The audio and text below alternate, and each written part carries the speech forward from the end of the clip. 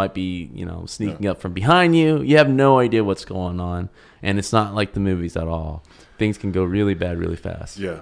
We're in the era of public pride smashing. Yeah. Is what I call it. Yeah. Like an altercation starts, cameras whip out. There has to be a conclusion, or else both of you have your pride smashed. Like, oh, pussies! Oh, you guys are, you know what I mean? Yeah. Crowd is egging people on. Yeah. No one is there to like.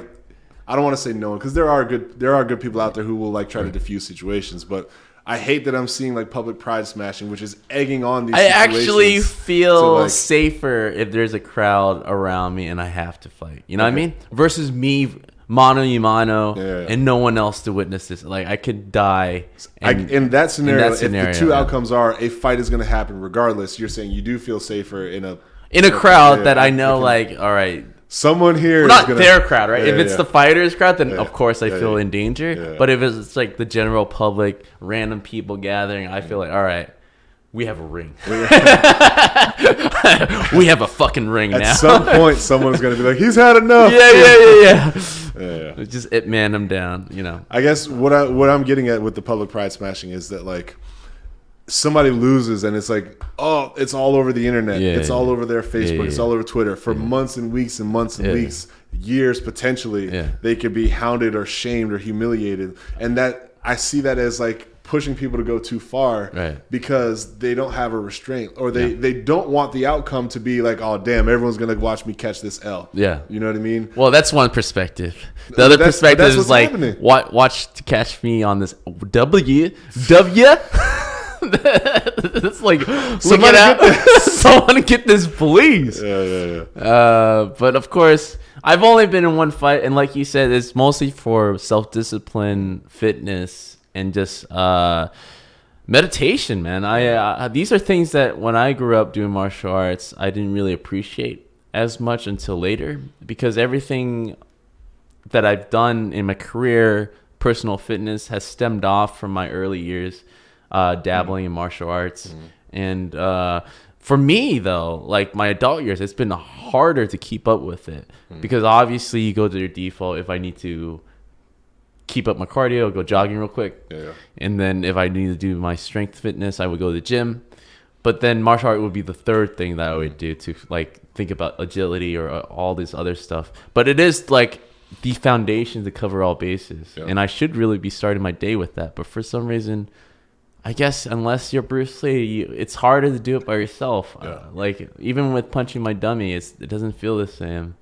I think...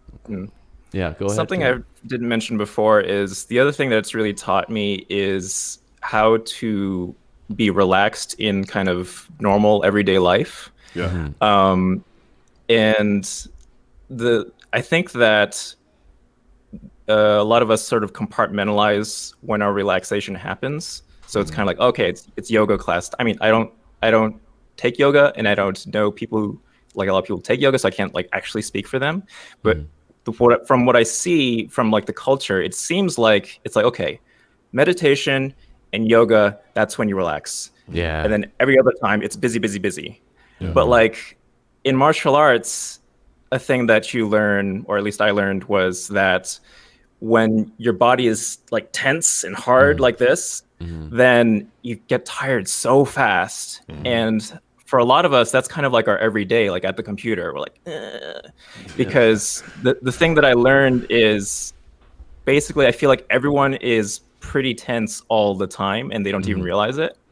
And I get this when I'm teaching my friend Warren, like if I see him punching and he looks really stiff, and I'm saying like, look, if your goal right now is to like, I don't know, hold your hand out like this, you don't need to go like, you can just have it there, and it's the same thing is accomplished. So just having those lessons of like, oh, actually everything kind of doesn't take very much effort at all. Like opening like a really giant glass door at a building, you could be like, or like putting a car trunk down like this. You could be like, or you could just be like, hands are here, and you just kind of like move your body down a little bit, and it'll just go, because your body has all this weight to it that it'll just do everything. And just so much of it is like, oh yeah, arms relaxed. Why am I not like this all the time? So then just the more I think about it, it's like, oh, I'll just even like be in the shower sometimes and be like, why am I so this should be the most relaxing place to be in, but why are my shoulders all weird? So you must be taking those cold water showers. That's why you're not. Well, actually, that's funny you say that, because that's like a good test of like being able to relax is like, oh, dude, if you're actually taking a cold shower and just be like, all right, we're gonna unpack this. All Give me a right, second. We're gonna unpack this. You're digging right into it. Right I have something I want to get to yeah. first, because there's a perfect segue. You talking about tension, relaxation. One of the things I want to tell all our listeners about is somebody who has experienced martial arts, like it's part of my life. I look at a squirrel mentality, and I see that in people of the like everything that a squirrel does.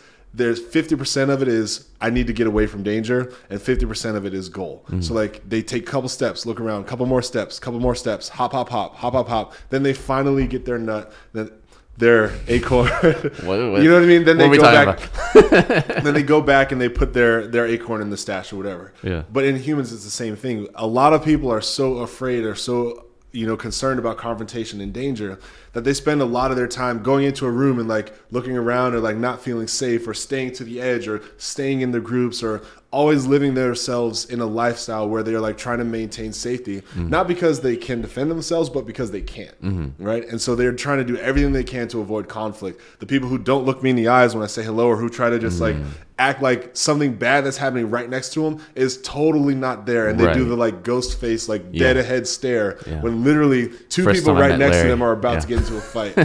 That like mentality of just, I'm so unsafe and so insecure in my ability to be safe that I'm always under stress. I'm always under tension. Right.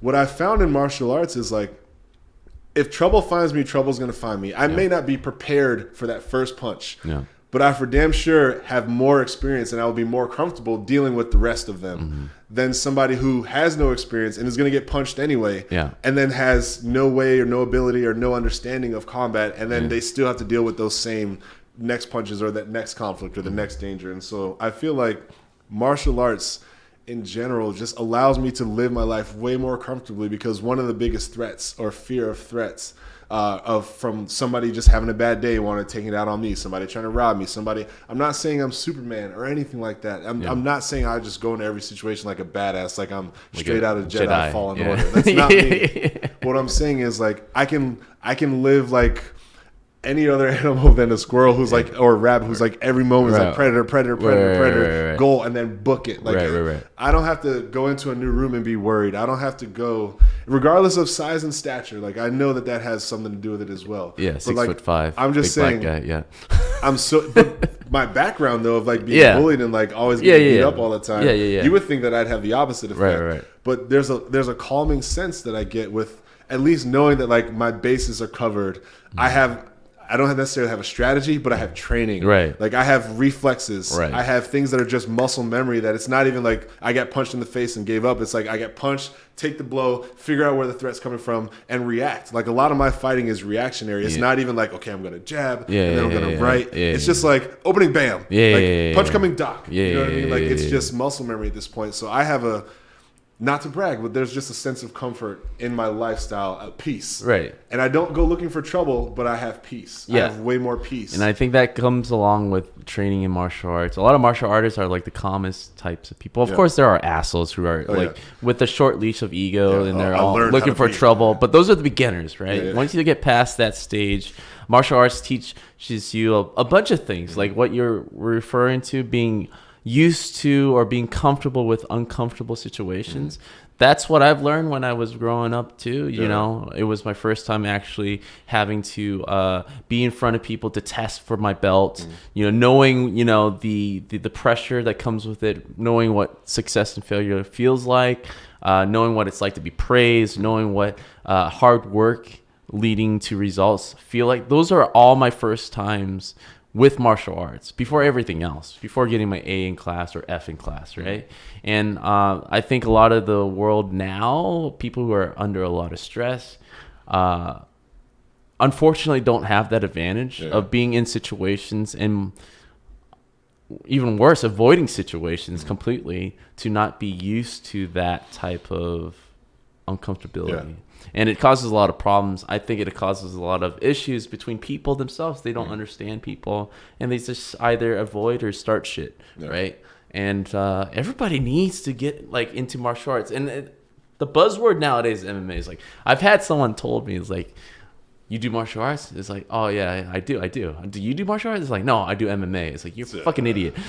Do you know what MMA stands for? You dumbass. But like, mixed martial arts was the moniker occurred because people before attributed martial arts to one style, right? Structure. But before it used to be just anything, right? Anything in martial arts. It needs to revert back to just martial arts. Yeah, because it's well known enough. Yeah, right? Martial arts. Just add an S, dude. Exactly. But like, how I don't know how you guys feel about this, and maybe Derek, this is a question to you first. The onslaught of MMA being popular is great. It's great for the world to know that these are legitimate things. Because growing up, people made fun of us doing kung fu. Oh, you do kung fu, you do karate. Yeah. Then you kick them in the face, and they stop that shit. But now people are like, oh shit, you do kung fu, you do karate. It's a different story right now, right? With that comes with people kind of looking down on specialized martial arts. Like I feel like a lot of mixed martial artists feels like just because you've been concentrating the last 20 years in kung fu and boxing that you're somehow inferior to now me having a hodgepodge of skills that is not developed. Like do you get this sense, or am the only one in this? No, that's definitely a thing. I mean, if you watch any videos on YouTube with any martial arts that aren't MMA, you're gonna see comments that are like, that wouldn't work in a real fight. That wouldn't work the most dangerous warriors in the world, all collected in the YouTube comment section. I mean, there's also kind of bad attitudes on with some people where like, well, it's because MMA has rules and this thing's too deadly for MMA, which, there's a lot of puffing yourself up on for MMA and other people. So I think it's good that people are interested in martial arts, but there's definitely a lot of poo-pooing kung fu or karate or taekwondo. And I think people are measuring all the martial arts against maybe one standard or something like that. Like basically the MMA guys, what I get is they're saying, hey, what's this karate stuff? That's not good MMA. And it's like, well, yeah. They're basically saying MMA is the thing that you measure everything against. So of course something's not going to be good MMA because it's literally not trying to be that thing. Yeah. It's like, no, this is something different. And I think that the thing that always comes to my mind is, I forget the exact line, but there's a scene in Fearless with Jet Li where he's talking to the karate practitioner. And the crux of his thing is that it's not the martial art, it's the person, which I think is where it should always be. Because, of course, different level of skill within the individual matters, and the attitude or that sort of thing. But someone might counter like, well, what if you took someone who took 5 years of MMA and 5 years of karate? And it's like, it's so hard to compare these things because there's just, it's a human activity. There's so much variation. How many days within that year did they train? What were they doing? Were they actually practicing with sparring? Because sometimes you're not doing sparring. Of course, if you're going to be practicing with another person a lot, then you're going to be better at doing that. Or if you're just alone and you're just making really amazing roundhouse kicks, you'll be good at that. One of the things that I'm learning now with my Sistema class is, because that's pretty much always with a partner, there's pretty much nothing that you can do by yourself. So I'm just learning about where my hands go when I'm trying to do something to the other person, whereas Kung Fu before was mostly forms and kicks, and we did a little bit of sparring, but usually his mentality was practice for 10 years, then do some sparring. So then you can learn about you're controlling yourself before you worry about hitting someone else, because it's very old school. Because my Kung Fu Sifu, he spoke half Chinese and half English, and he's pretty much exactly what you would picture, this guy from mainland China. You go into the school, it's kind of like a little bit dingy.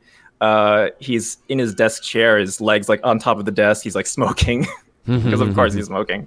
Yeah. And, you know, like he grew up doing martial arts because there's like nothing else to do where he grew up. But I'm getting a little bit away from the topic, but there is definitely like animosity between like the different styles, which, you know, surprise, surprise, styles of combat and about fighting and defeating other people has people in it who are kind of toxic.